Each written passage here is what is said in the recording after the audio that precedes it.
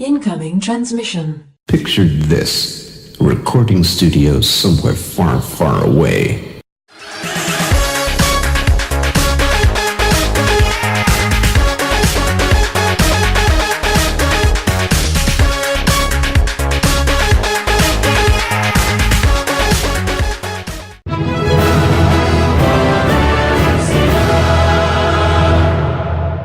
Welcome, Watchers of Illusion, to my Castle of Confusion on the 22nd of February 2018. I'm looking at a Spectrum game. It's only a 48k game, but it's fun nonetheless. It's called River Raid, and you take control of this tiny little plane at the bottom of the screen, and you basically accumulate points by blowing up the ships, helicopters and such without running out of fuel.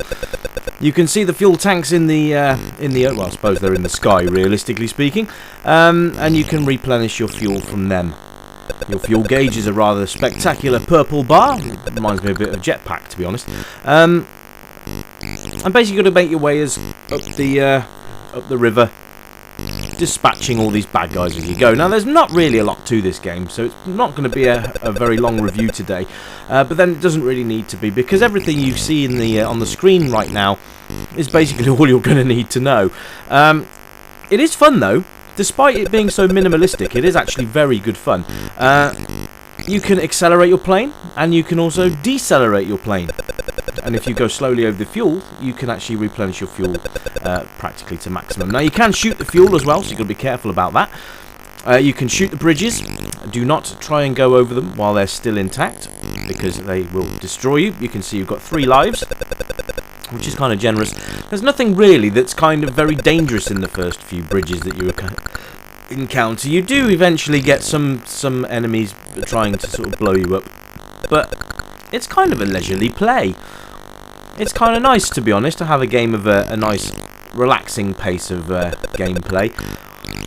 But it does get more difficult later on. Now, this was only a 48k game, so there wasn't much sound to speak of. The 48k farty sound effects, if you like, are very prevalent here. There's not a lot to speak of graphically, but you know what? It works. It really just works. It's almost like Spy Hunter with a plane in some respects. Obviously, Spy Hunter came a lot later than this, but it's not too bad. You can see you can choose either the left or right of the screen, sort of like the way Spy Hunter worked, and each side will present you with a different challenge. You can see here that the tanks can't go over the bridges once you've blown them up. You can actually blow up the bridges with the tanks on, and now you can see here we've got a green plane that flies across the screen, so you've got to avoid him or blow him up. So you can see now that the hazards are starting to become a little bit more frequent, which will, you know, increase your difficulty.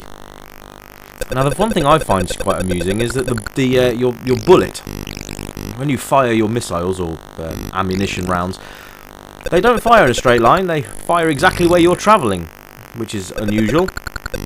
So obviously there's some sort of connector between your plane and the bullet animation, which is alright. I mean, you can get away with it. It's 48k. They needed to make some sort of sacrifices there, but it's a bit strange, but it works.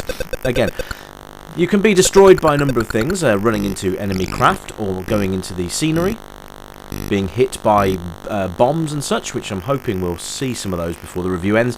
Like I said, it's not going to be a very long one today because it's kind of everything you need to know in a nutshell. But you know what, for a 48k game, it's actually quite good. You can see the graphics very, like I said, simplistic, but for some reason they just work incredibly well. It just works on keyboard, joystick as well, guys, so you can have a kind of whatever combination of controls you want. Up and down will increase and decrease speed of your craft, while left and right, there you go, there's a tank there trying to blow me up. Left and right is obviously left and right, and fire is, well, fire. The only enemy you've really got that's a real constant pain in your backside is going to be your fuel levels. But just keep replenishing those and you'll be fine. But just remember, as it gets harder, the fuel becomes less, so you've got to be a bit more careful about that. But this has been River Raid on the ZX Spectrum 48k, and that's about it from me today, guys. I hope you've enjoyed the review. I'm sorry it's a bit shorter than normal, but hey-ho. Anyway, I'll catch you in the next review. Keep it retro. Bye for now!